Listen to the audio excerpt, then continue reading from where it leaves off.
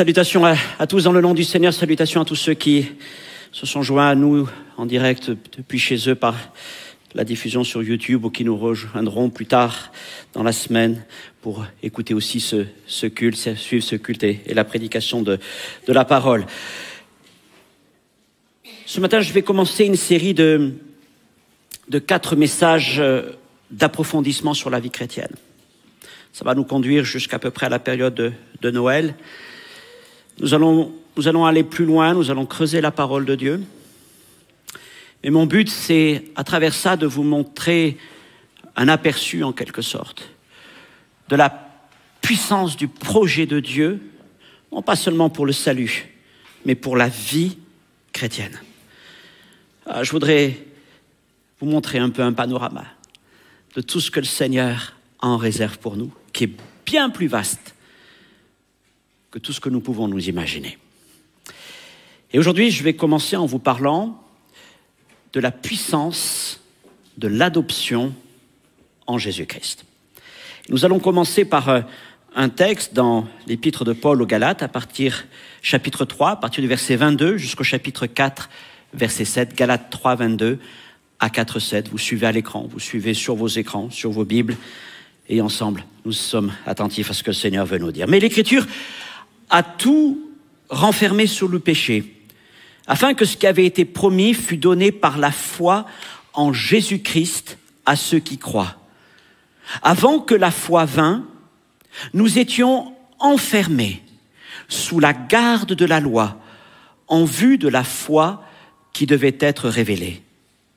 Ainsi, la loi a été comme un pédagogue pour nous conduire à Christ, afin que nous fussions justifiés par la foi. La foi étant venue, nous ne sommes plus sous ce pédagogue, car vous êtes tous fils de Dieu par la foi en Jésus-Christ. Vous tous qui avez été baptisés en Christ, vous avez revêtu Christ. Alors il n'y a plus ni juif, ni grec, il n'y a plus ni esclave, ni libre, il n'y a plus ni homme, ni femme, car vous êtes un en Jésus-Christ. Et si vous êtes à Christ, vous êtes donc la postérité d'Abraham, héritier selon la promesse. Or aussi, longtemps que l'héritier est enfant, je dis qu'il ne diffère en rien d'un esclave, quoiqu'il soit le maître de tout, mais il est sous des tuteurs, des administrateurs, jusqu'au temps marqué par le Père.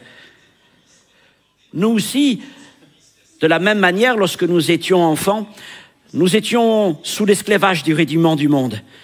Mais lorsque les temps ont été accomplis, Dieu a envoyé son Fils, né d'une femme, né sous la loi, afin qu'il rachetât ceux qui étaient sous la loi, afin que nous reçussions l'adoption. Et parce que vous êtes fils, Dieu a envoyé dans nos cœurs l'esprit de son Fils, lequel crie « Abba ». Ainsi, tu n'es plus esclave, mais fils, mais fille. Et si tu es fils, si tu es fille, tu es aussi héritier, héritière, par la grâce de Dieu.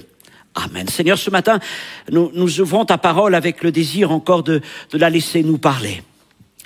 Et je te prie que, bien plus que tout ce que je vais pouvoir dire moi-même, ton esprit vienne parler à nos cœurs, afin de rendre cette parole vivante en nous, afin de faire de cette parole une semence de vie, afin, Seigneur, de faire de cette parole un pain qui nourrit.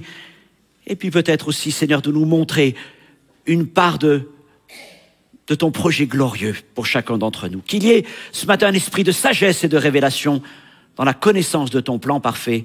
Merci Seigneur. Amen. Alors dans ce texte, surtout dans la deuxième partie, au chapitre 4, il est question d'un enfant. D'un enfant qui est en fait l'héritier d'un grand domaine. Son père est certainement un homme riche. Il a de nombreux serviteurs dans la maison. Cet enfant, tout le monde le connaît évidemment dans la maison. C'est l'enfant du maître de la maison. Pourtant, tant que cet enfant reste un enfant, il ne diffère en rien des autres serviteurs. En tout cas aux yeux de la loi. Tant qu'il est enfant, il ne peut pas prendre de décision. Tant qu'il est enfant, il n'a pas de liberté. Tant qu'il est enfant, il est soumis à des tuteurs et à des administrateurs. jusqu'à ce que le père décide et juge qu'il est devenu adulte.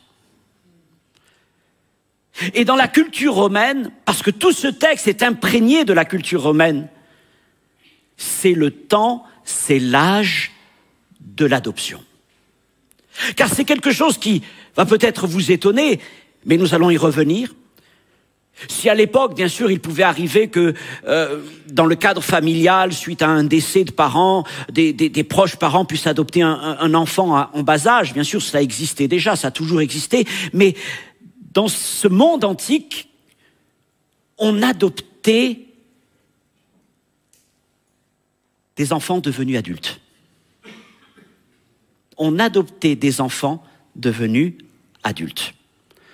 Et on va voir que ça, un grand enseignement, c'est un grand enseignement pour chacun d'entre nous. Alors, si la première conséquence de la justification par la foi en Jésus-Christ, c'est la réconciliation avec Dieu, maintenant que nous avons cru en Jésus-Christ, nous sommes en paix avec Dieu. Le salut ne s'arrête pas simplement à la proclamation de la paix, la rémission de nos péchés. Le salut, c'est aussi une proclamation d'adoption.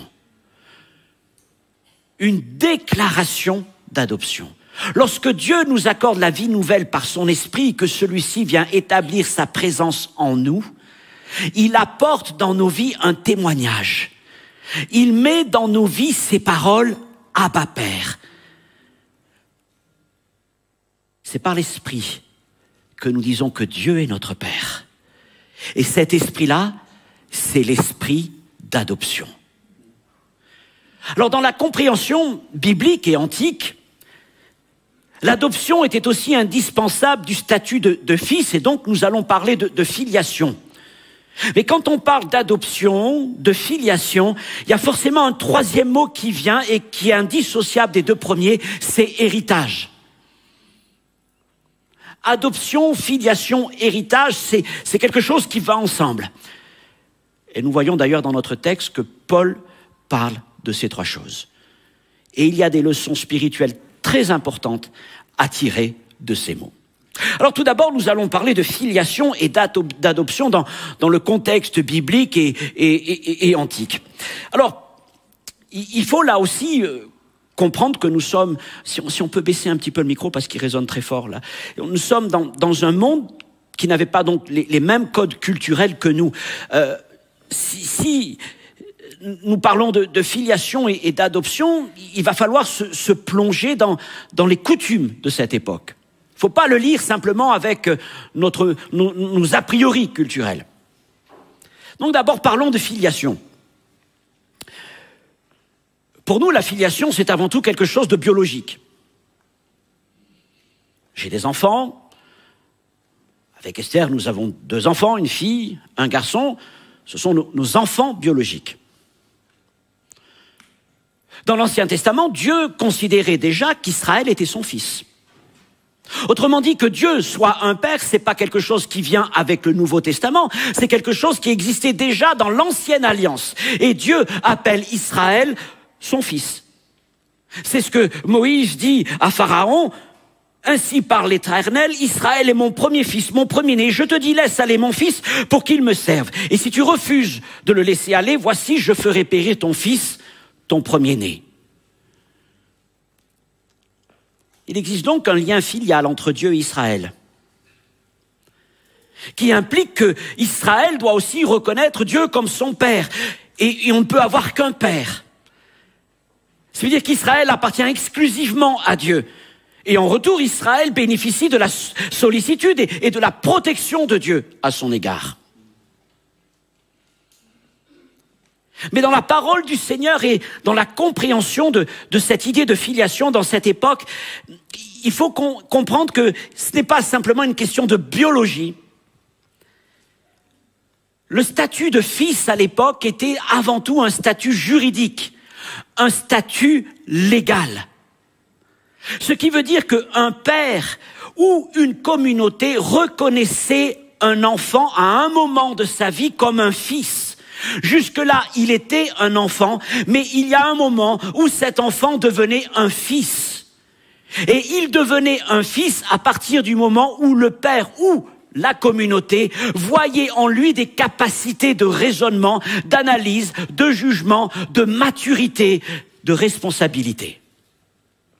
Donc vous voyez, on est un peu différent dans cette culture que dans la nôtre.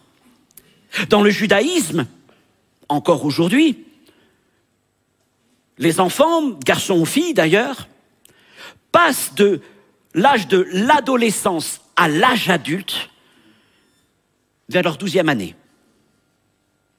C'est ce qu'on appelle la bar mitzvah. Et pour les garçons, ils deviennent des enfants, plutôt des fils de la loi. Ça veut dire qu'ils sont capables de lire les textes, notamment de la Torah, ils sont capables d'en expliquer le contenu, ils sont capables de participer à la vie de la communauté religieuse, mais aussi à participer aux affaires de la maison. C'est le sens de cette cérémonie.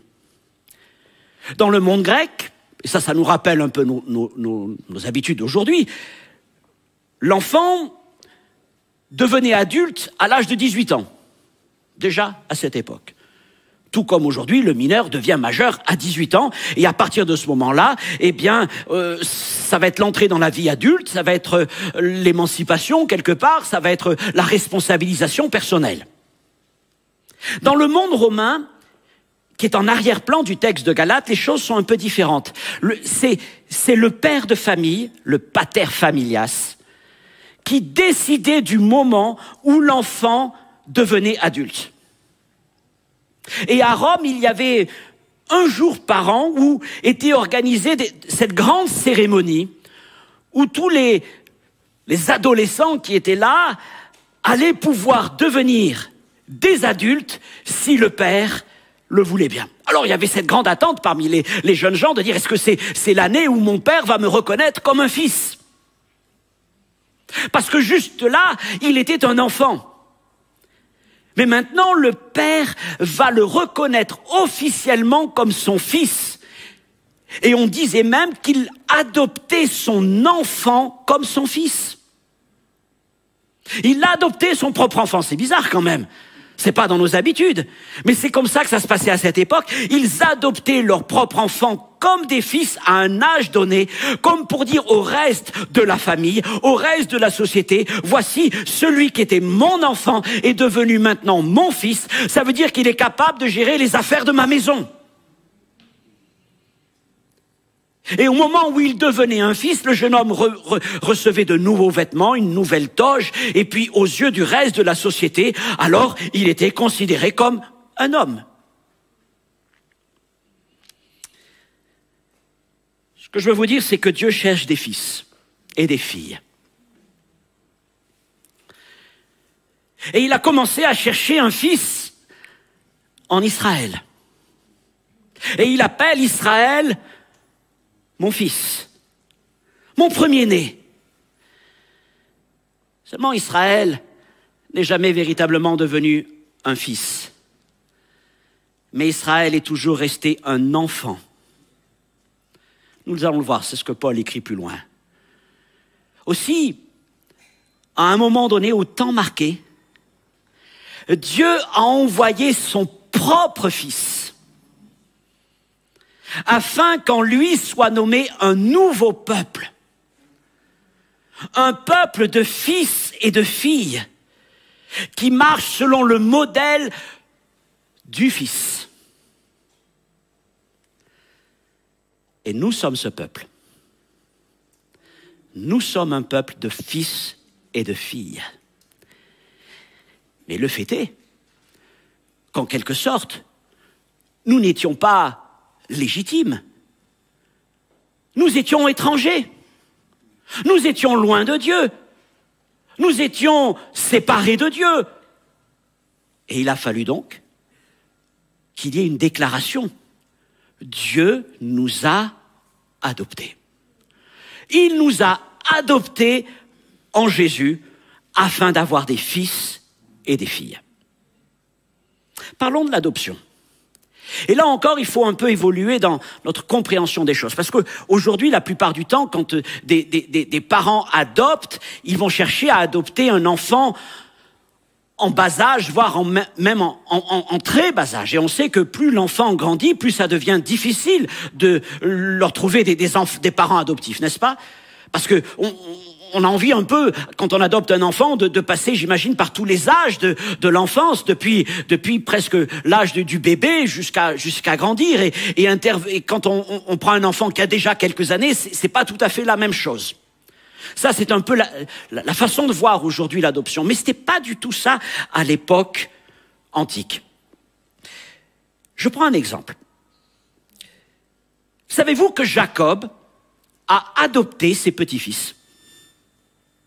Jacob a adopté les fils de Joseph, Éphraïm et Manassé, et Éphraïm et Manassé sont devenus les enfants de Jacob.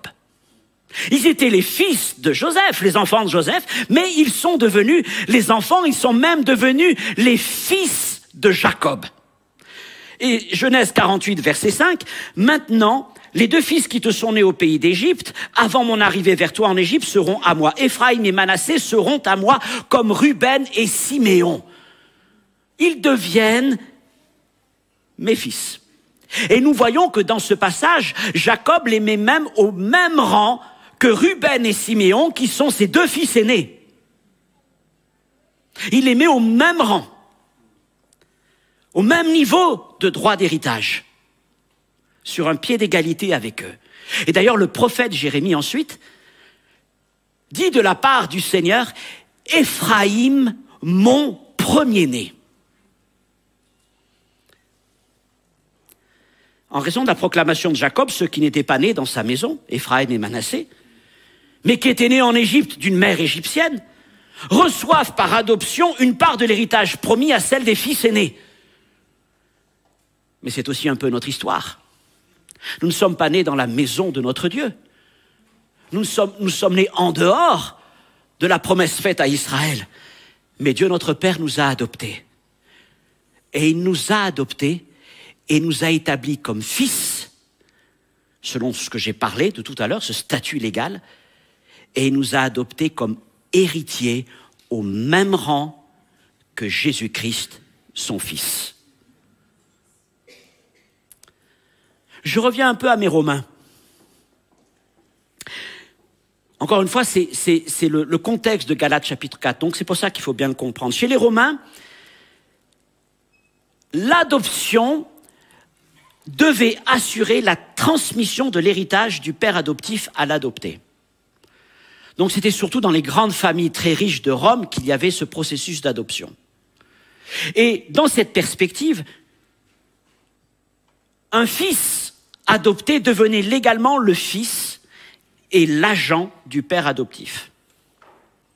C'est-à-dire qu'il devenait aux yeux de tout le reste de la société son fils, mais aussi le gestionnaire de ses affaires. C'est-à-dire qu'il avait le droit d'agir au nom de son père, il avait le droit de prendre des décisions au nom de son père.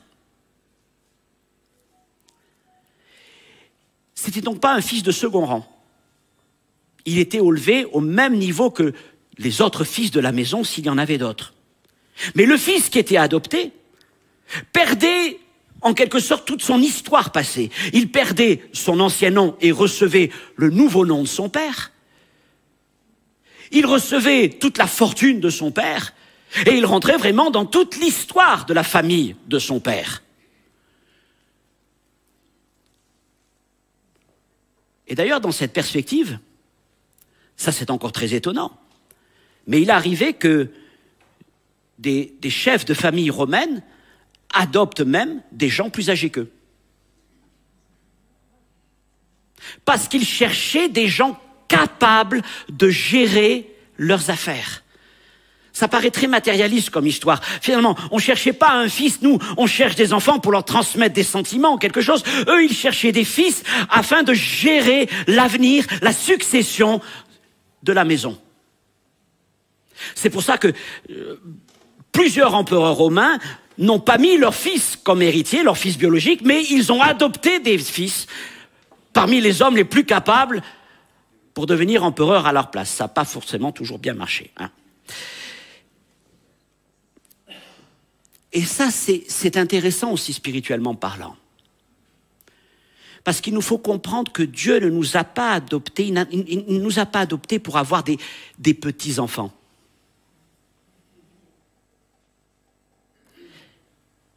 Il ne nous a pas adoptés pour avoir des poupons à pouponner.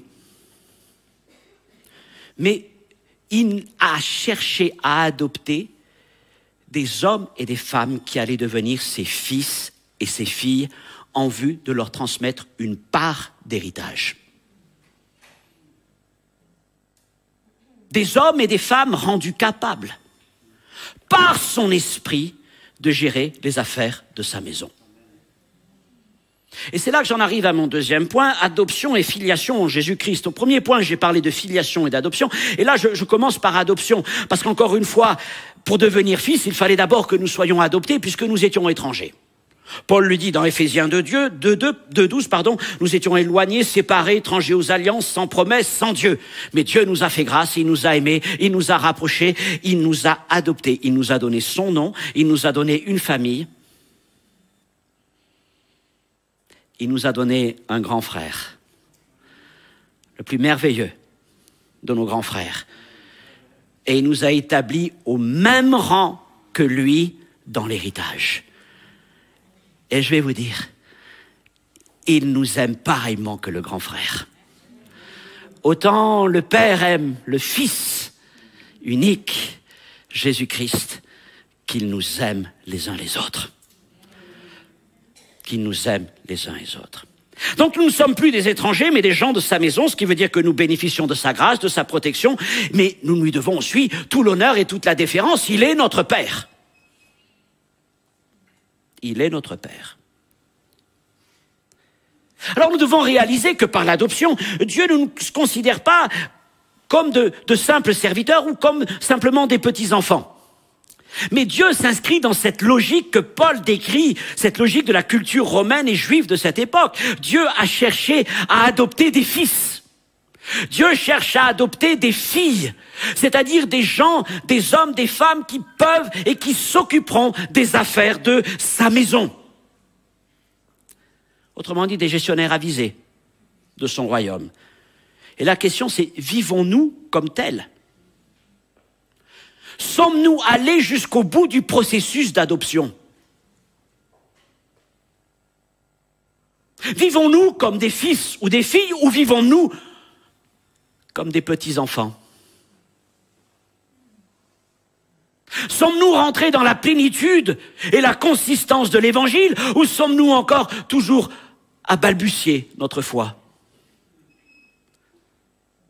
Il est de bon ton maintenant, parce que nous avons réalisé que c'est important, de dire « je suis fils de Dieu, je suis fille de Dieu ». Nous le chantons, nous le proclamons, mais je pense que beaucoup qui le chantent ou qui le disent n'ont pas compris ce que ça voulait dire. Parce que pour eux, ça veut dire « ah, je suis le petit enfant du Seigneur Dieu, c'est mon papa, il m'aime beaucoup », ce qui est vrai, c'est certain. Mais ils n'ont pas compris qu'être fils, ça veut dire « je suis responsable dans la maison de mon Dieu ». C'est ça ce que ça veut dire. Donc il faut enlever notre filtre culturel et comprendre le monde de la parole de Dieu, qui est différent du nôtre. Et je trouve que c'est beau de savoir que Dieu nous considère comme des fils et des filles. Mais il attend de nous, de ses enfants, de ses fils, de ses filles, une démonstration de maturité et de responsabilité. Il nous considère comme ses fils, à nous de lui montrer que nous sommes dignes d'être appelés ses fils. Je voudrais prendre l'exemple le plus simple, le plus connu de tous, c'est celui de Jésus à 12 ans. Alors à cette époque-là, les familles juives avaient l'habitude de monter chaque année à Jérusalem pour les fêtes, et notamment la fête de la Pâque. C'était l'occasion pour les jeunes adolescents de découvrir la vie du temple, de découvrir les sacrifices, de découvrir les louanges, d'entendre aussi les prêtres, les rabbins commenter les Écritures et d'être finalement en quelque sorte instruits dans les choses de Dieu. Pour que le jour venu, ils puissent devenir des fils de la loi. Donc Jésus accompagne encore ses parents dans cette fête de Pâques. La fête se passe, se termine, Joseph et Marie s'en vont, et puis au bout d'une journée, où est Jésus? Jésus n'est pas là. Jésus n'est ni avec les amis, ni... Où est Jésus? On l'a oublié. Alors vite, retournons à Jérusalem, et pendant 2 jours, 3 jours, on le cherche partout. Mais où est Jésus? Où est Jésus? Et puis finalement, où est-ce que est Jésus? Il est dans le temple.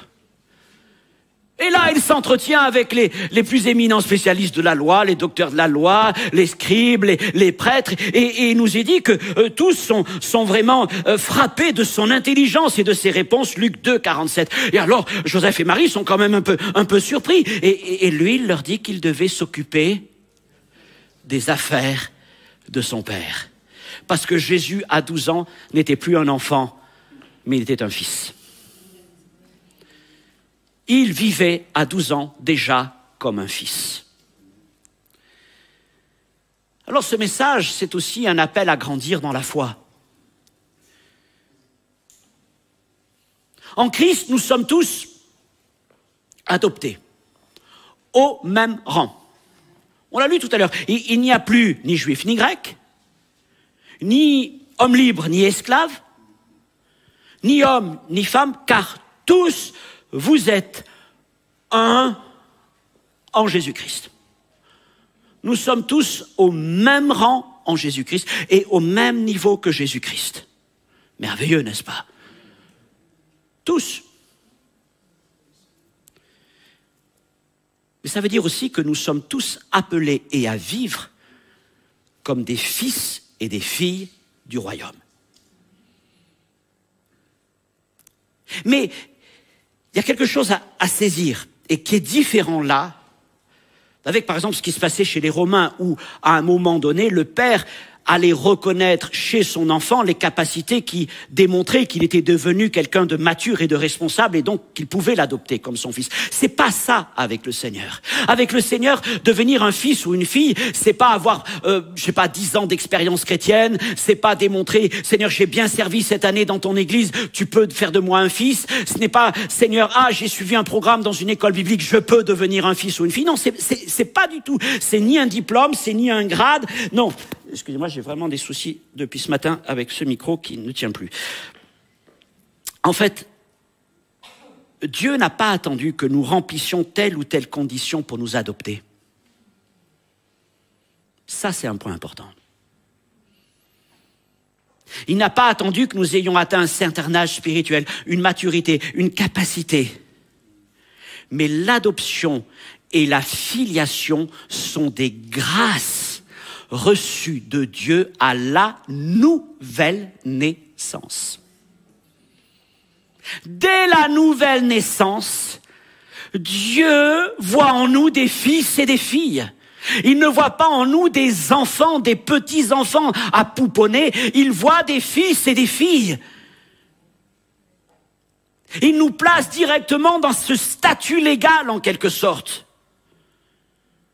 Mais nous comprenons bien que ce n'est pas par nos capacités que nous sommes des fils et des filles, mais c'est par la puissance du Saint-Esprit qui est en nous que nous sommes des fils et des filles.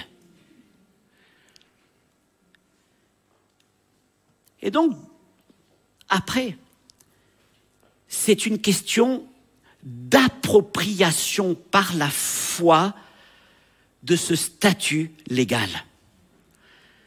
C'est de dire, Seigneur, tu m'as adopté pour que je vive comme un fils, pour que je vive comme une fille de Dieu.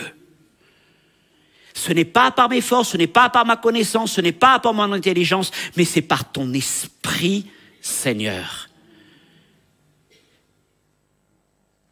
Ça peut venir dès le jour de la nouvelle naissance. Mais l'homme est lent à comprendre et lent à croire.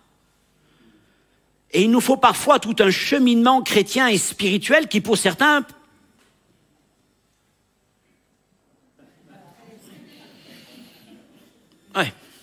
peut prendre beaucoup de temps. Mais béni soit le jour où nous ouvrons les yeux, où peut-être le Seigneur nous ouvre les yeux pour réaliser que nous sommes des fils et des filles.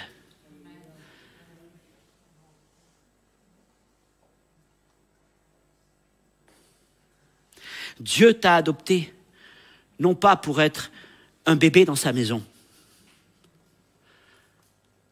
Mais Dieu t'a adopté pour être un fils, pour être une fille. Ce n'est pas par tes forces, mais par son esprit que cela est possible.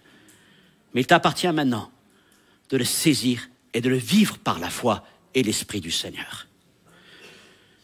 Pour autant, dans le passage que nous avons lu, dans Galates 4, Paul attire notre attention. Il attire notre attention sur le fait que, bien que nous soyons appelés à vivre comme des enfants, comme des fils, nous pouvons vivre en dessous de notre statut. C'est-à-dire que nous ne rentrons pas dans cette vision de fils ou de fille et nous continuons à nous comporter comme des enfants dans la maison de Dieu. Donc, c'est pour ça que je dis que nous vivons en dessous de notre statut. Parce que nous sommes, aux yeux de Dieu, nous sommes des fils, mais nous nous comportons comme des enfants. Nous sommes héritiers de toutes choses, mais tant que nous sommes des enfants, nous ne pouvons pas accéder à cet héritage. Et donc, nous restons en dessous de ce qu'est la vie chrétienne. Et je dirais, nous vivons une vie religieuse. Une vie religieuse évangélique. Mais une vie religieuse. Ce n'est pas une vie par l'esprit, c'est une vie par le commandement.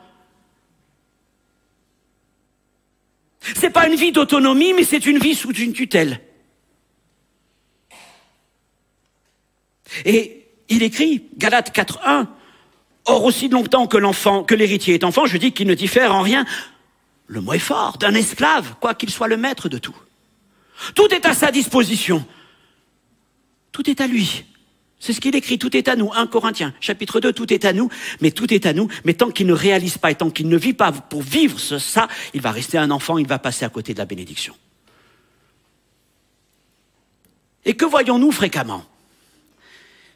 Reprenons les exemples de Paul. Galates 4.2, il écrit, il est sous des tuteurs et des administrateurs jusqu'au temps marqué par le Père. Le tuteur, c'était en quelque sorte un serviteur qui était là comme le garant moral de l'enfant. Tu fais pas. Tu vas là, tu vas pas là. Voilà, le tuteur. Il le gardait sur le bon chemin. L'administrateur, c'est celui qui prenait des décisions pour l'enfant. C'est-à-dire qu'il prenait à sa place les décisions que plus tard il prendra lorsqu'il sera fils. D'accord? Et ce que Paul est en train de nous dire, c'est que tout en étant fils aux yeux de Dieu, nous nous comportions comme des enfants et du coup, nous vivons sous tutelle et sous administration. Et quand je parle de religion, mais je dis c'est exactement ce qui se passe dans certaines églises chrétiennes où il n'y a pas de rapport direct avec le Père, mais on passe par des hommes qui ont été installés pour être intermédiaires.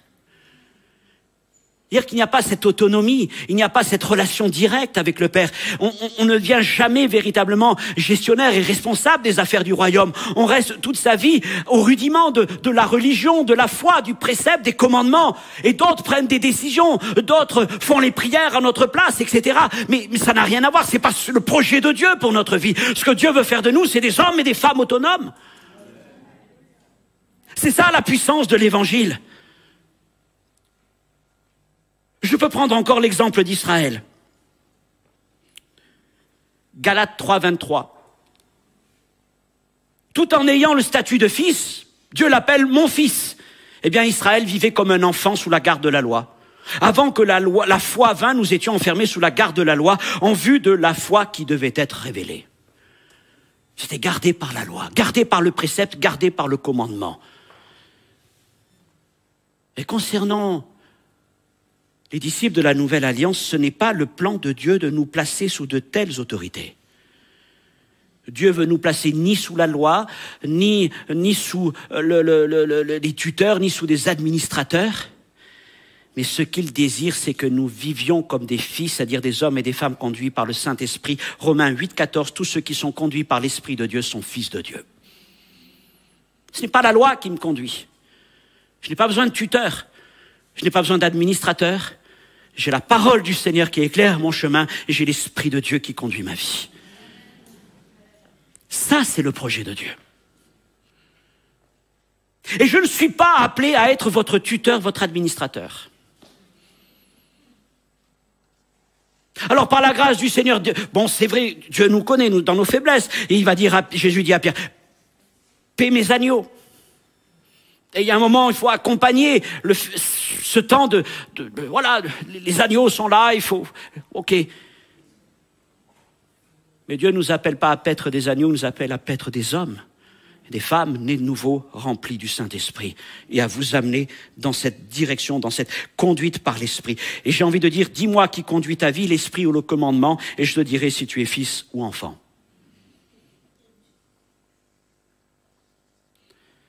Alors, c'est pas que la loi et le commandement sont des choses mauvaises. Paul écrit que la loi est bonne. Et ils ont des choses à nous enseigner. Il y a certainement un temps où il faut passer par là. Entendre la loi qui nous dit qu'il y a des choses qui sont bonnes et des choses qui sont mauvaises.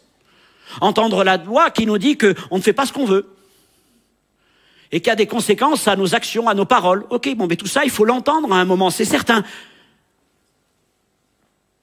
Et d'ailleurs, Paul écrit dans notre passage, dans Galates 3, 24, que la loi est un pédagogue. C'est encore un troisième type de serviteur du Père. Alors, il y a donc les tuteurs, il y a les administrateurs, il y a le pédagogue. Qu'est-ce que fait pédagogue? Il était en charge d'amener les enfants jusqu'à l'école. Aujourd'hui, les pédagogues sont plutôt dans les écoles, mais à l'époque, ils amenaient les enfants de la maison à l'école pour éviter qu'ils se perdent on ne sait pas où.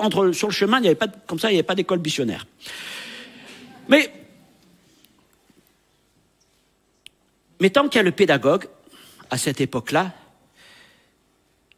eh bien, l'enfant était sous sa responsabilité. Et Dieu ne veut pas nous placer sous des pédagogues. Parce que tant qu'on est là dans la dépendance de tuteurs, d'administrateurs, de pédagogues, qu'on est même enfermé sous la garde de la loi, des principes, des commandements, nous en restons au balbutiement de la foi. Et alors le chrétien ne sait pas prendre des décisions. Il ne prend aucune décision spirituelle en autonomie. Il ne sait ni marcher, ni parler d'une manière spirituelle. Mais il est toujours fragile, emporté à tout vent de doctrine ou d'influence. Le dernier qui a parlé, c'est lui qui a raison. Il devait être un fils, il n'est au mieux qu'un enfant ou qu'un adolescent. Il est esclave du commandement, il est incapable de discernement, de modération, de sagesse. Mais ce n'est pas le plan de Dieu pour nos vies, encore une fois. Dieu ne nous a pas rachetés et adoptés en Jésus-Christ pour que nous restions des agneaux ou des bébés dans la foi toute notre vie.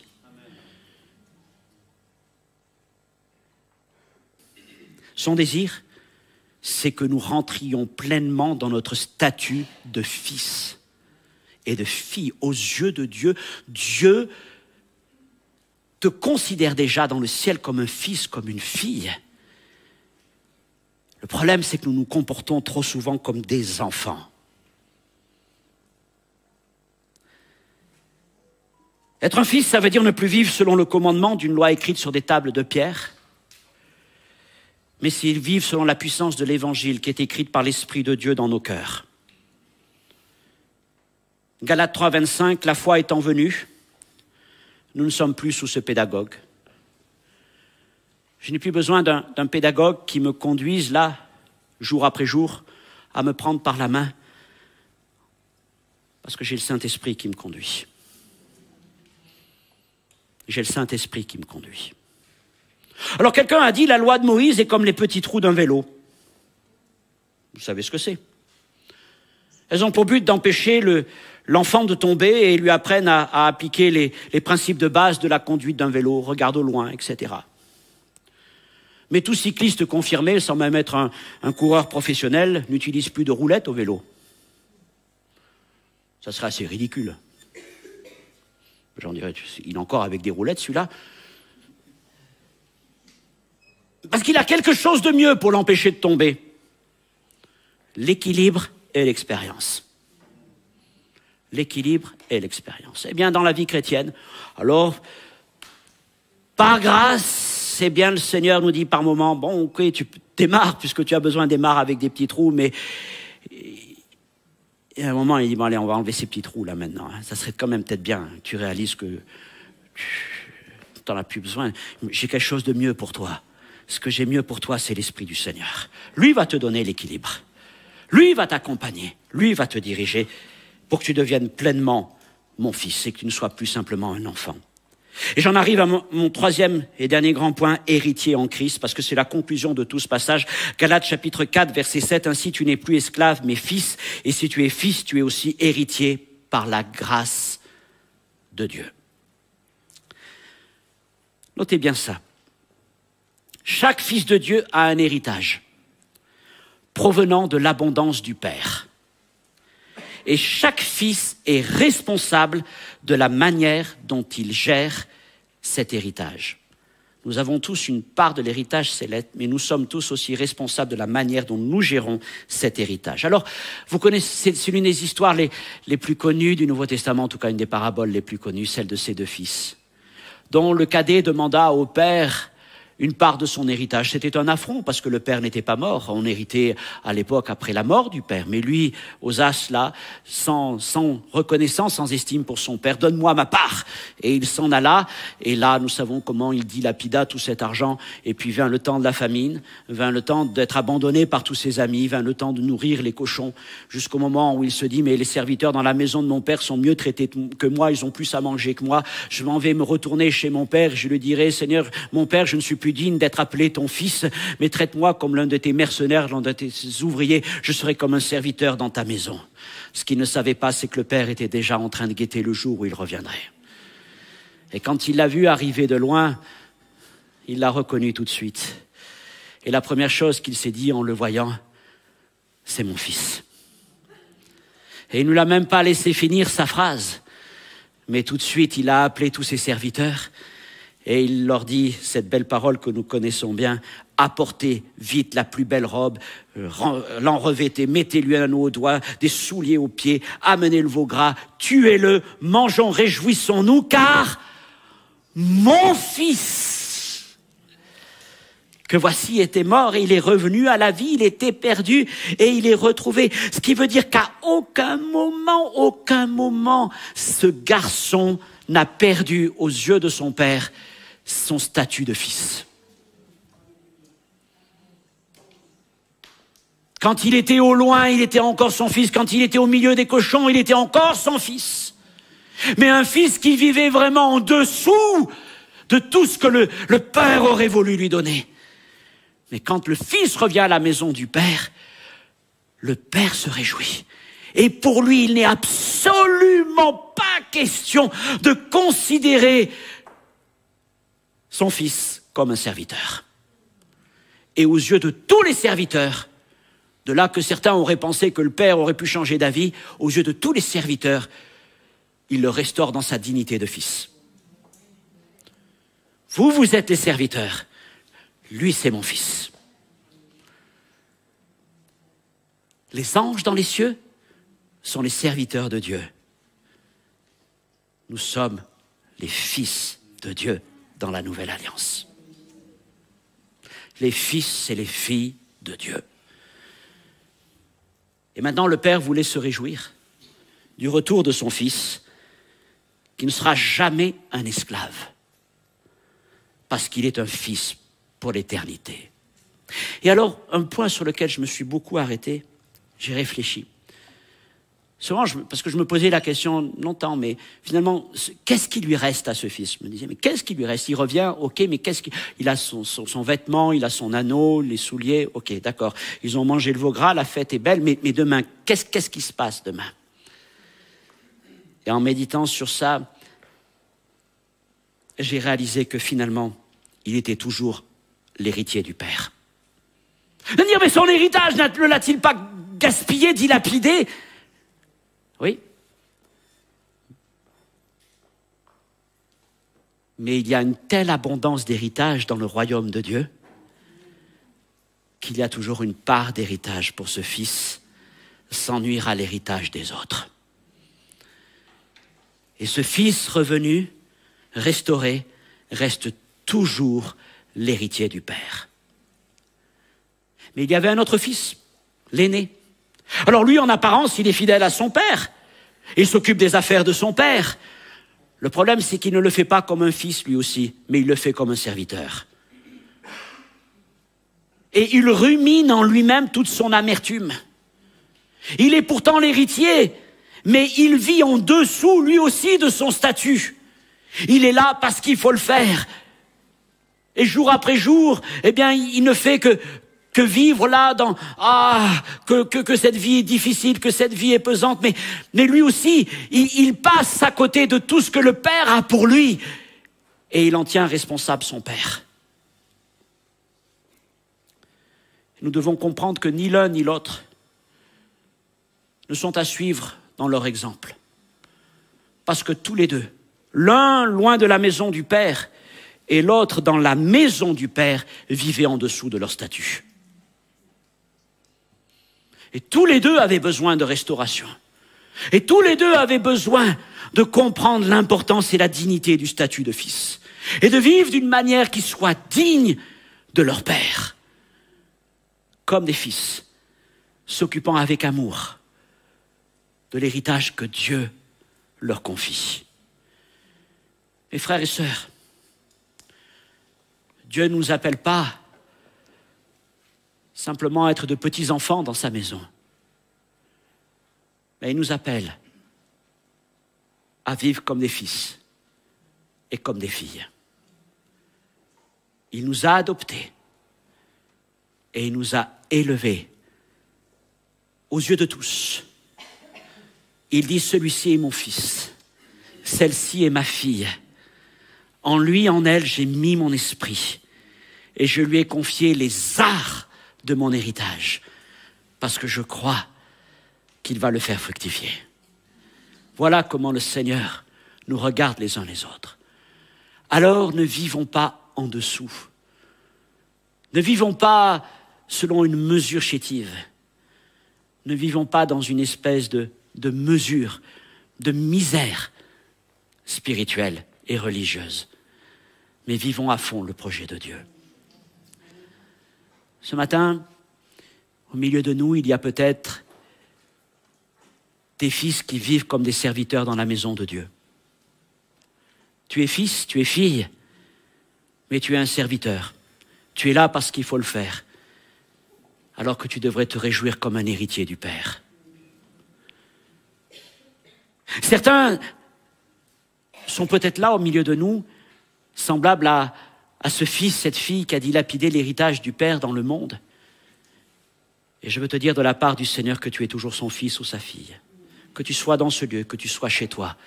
Et il y a encore un héritage pour toi dans la maison de ton Père. Et puis d'autres, vous pouvez vivre comme des petits-enfants. Quand Dieu te dit, je t'ai adopté pour que tu sois mon fils, pour que tu sois ma fille, et que tu vives pleinement tout ce que j'ai en réserve pour toi. Et d'autres encore, vous bénissez le Seigneur de cette grâce qu'il nous accorde de vivre une vie chrétienne qui n'est pas sous le commandement du pédagogue, du tuteur ou de l'administrateur, mais qui est conduite par le Saint-Esprit. Voilà le plan de Dieu pour nos vies. Je vous en prie, ne vivez pas en dessous. Ne vivez pas en dessous. Mais rentrez pleinement dans le projet de Dieu pour votre vie. Seigneur, notre Dieu, notre Père, nous voulons réaliser que, oui, tu n'as pas pour nous prévu une petite vie chrétienne, une petite vie religieuse, de choses à faire, à ne pas faire, simplement de suivre des hommes qui vont nous montrer un chemin, de suivre des hommes qui vont être un exemple, Seigneur. Non, tu nous appelles à être des fils et des filles à l'image de Jésus-Christ dans ta maison.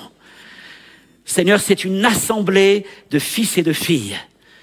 C'est une assemblée d'hommes et de femmes avisés, d'hommes et de femmes qui disent « Tu nous as donné ton esprit pour vivre d'une manière pleine et entière. Nous vivons déjà ton héritage, nous nous occupons des affaires de ton royaume. Et Seigneur, voici l'Église que tu aimes. Voici, Seigneur mon Dieu, le peuple que tu te cherchais. Nous ne méritions pas cela, nous étions loin de toi, mais tu nous as adoptés. En Jésus-Christ, ton Fils bien-aimé. » Merci, Seigneur, d'illuminer les yeux de notre cœur pour que nous puissions comprendre quelle est la puissance, la gloire, la richesse de ton héritage au milieu des saints. Seigneur, je prie pour que nous ne vivions pas en dessous en dessous de ce que tu as prévu pour nos vies. À toi soit toute la gloire, Seigneur. Amen.